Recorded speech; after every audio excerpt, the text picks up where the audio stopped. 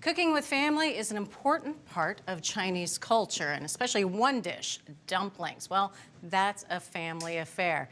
We've got a member of the ATK family here. It's Dan. He's going to show us how to make great pork dumplings in our own home. So Bridget, this is one of those things where you have them out at restaurants and you're like, you couldn't imagine how you could possibly make them at home. Right. Right? This recipe, we're gonna take you through the whole process, and it's actually easier than you think it would be. But it really starts with making your own dough. Okay. So you can go and buy those wrappers. They don't have that nice chew and that texture that we want for homemade dumplings. It's true. So we're gonna start really simply with 2.5 cups of all-purpose flour. This is 12.5 ounces. We love our food processor for putting doughs together. Yes. This is gonna be great for that.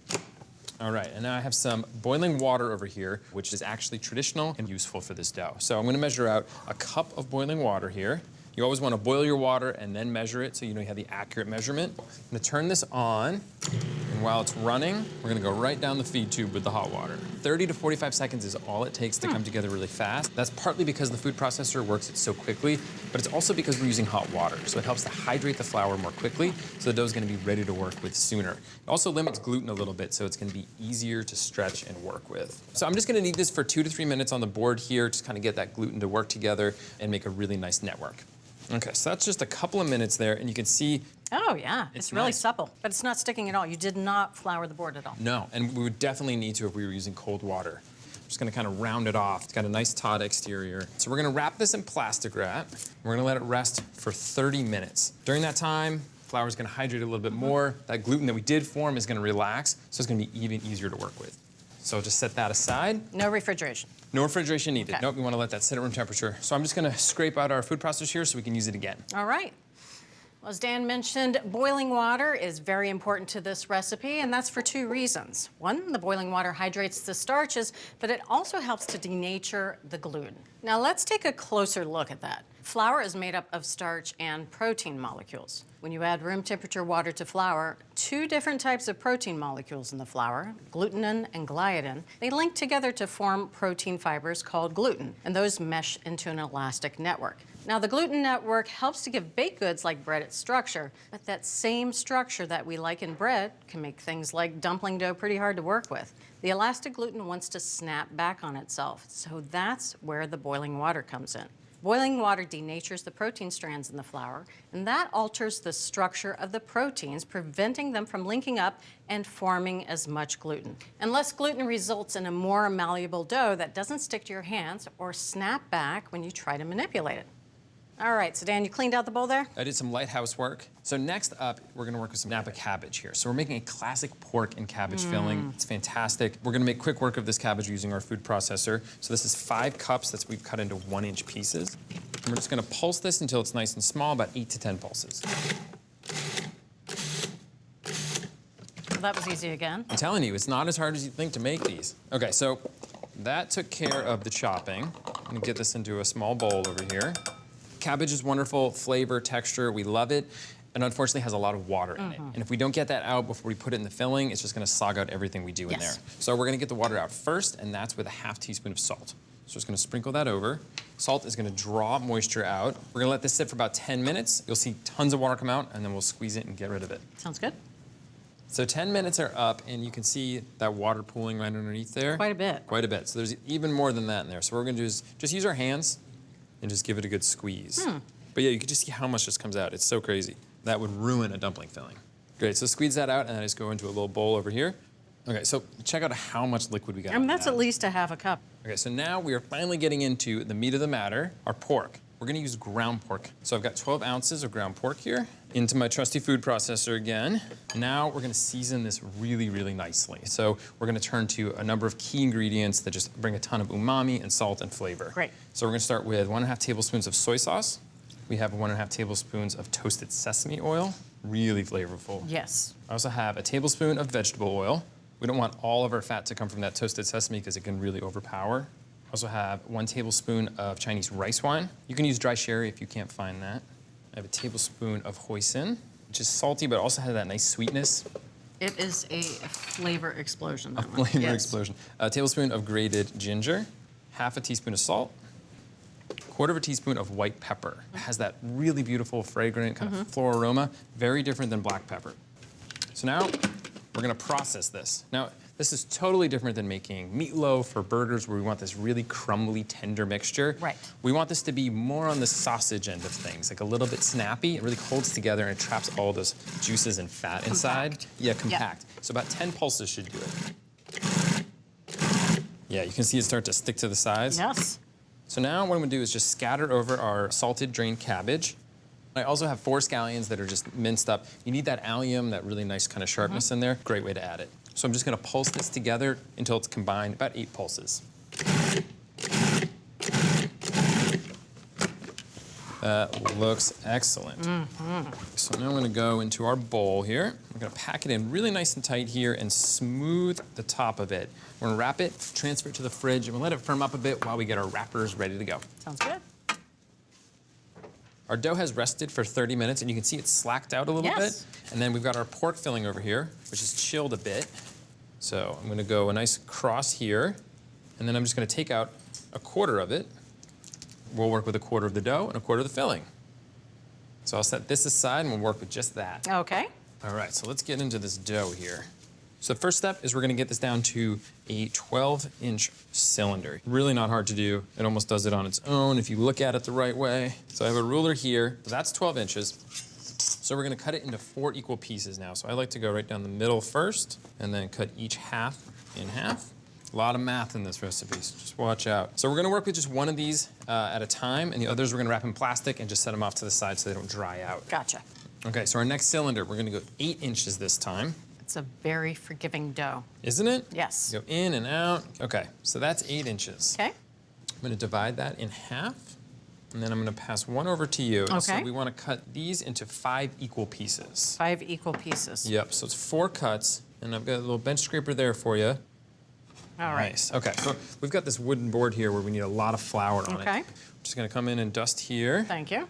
and then I like to just kind of smooth it out a little bit. And then we're gonna go kind of with the cut side up there, right? Okay. And put them down on the flour. And you can give them a little flip, get that right. flour on both sides. Sounds good. So before we get our rolling pin out, what we're gonna actually do is just use our palm and press down on them. We can get it down to about 2 inches just by pressing like that. Another nice trick is if you have your bench scraper, you can come right over on the side here and press down. Oh, look at you. Yep. You don't have kind of the irregularities of your palm involved there Yes. either. I like that technique. There we go. Nice. Okay, right. great. So there's a wet towel over here, so what you want to do is just cover them up while we're working with just one. All right. Okay, great. So you have plenty of flour.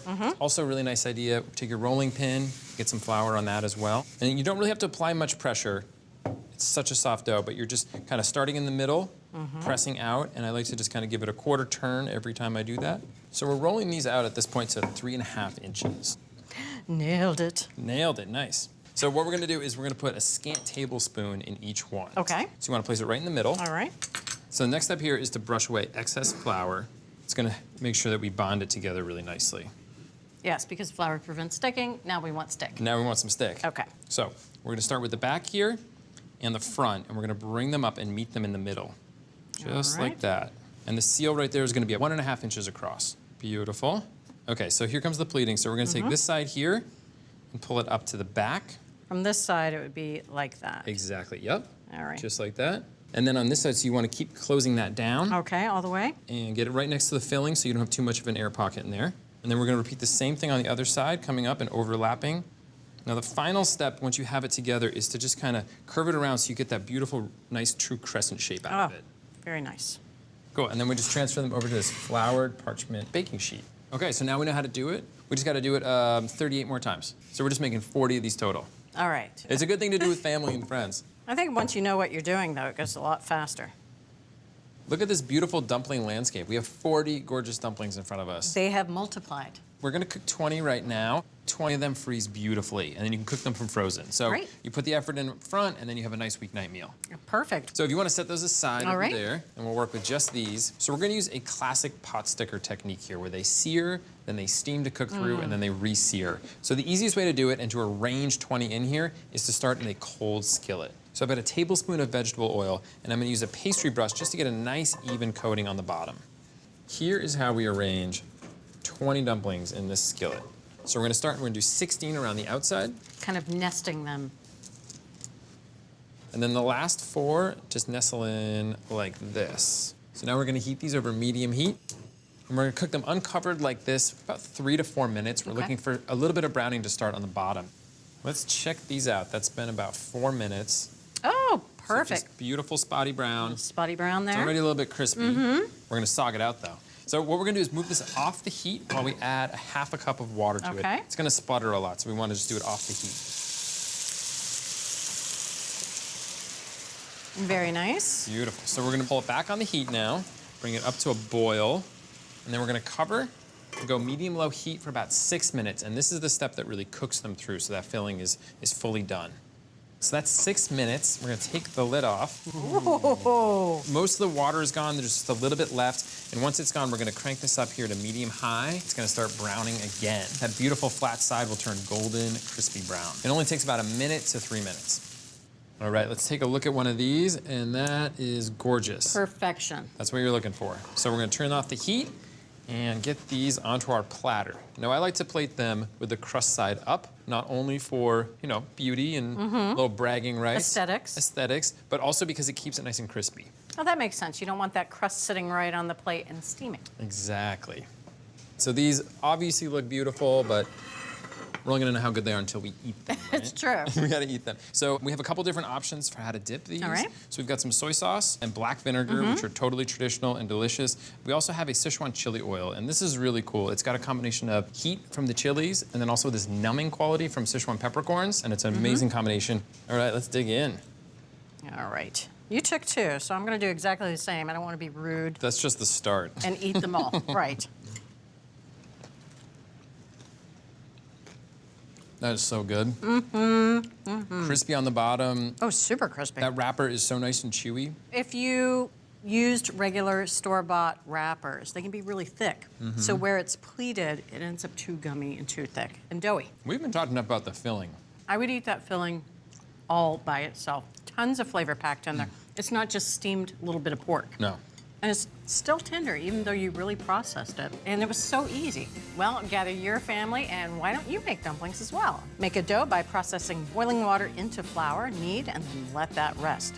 Create a filling with pork, soy, and spices, along with chopped cabbage and scallions. Roll, fill, and pinch each dumpling, and then cook until spotty brown. Add water, cover, and steam until those dumplings are crisp and super brown. Serve with soy sauce and a little numbing chili oil. So from our test kitchen to your kitchen, easy to make, fun to make, it's Chinese pork dumplings. Well done. Thank you. Yeah. Thanks for watching America's Test Kitchen. What'd you think? Well, leave a comment and let us know which recipes you're excited to make, or you can just say hello. You can find links to today's recipes and reviews in the video description. And don't forget to subscribe to our channel. See you later.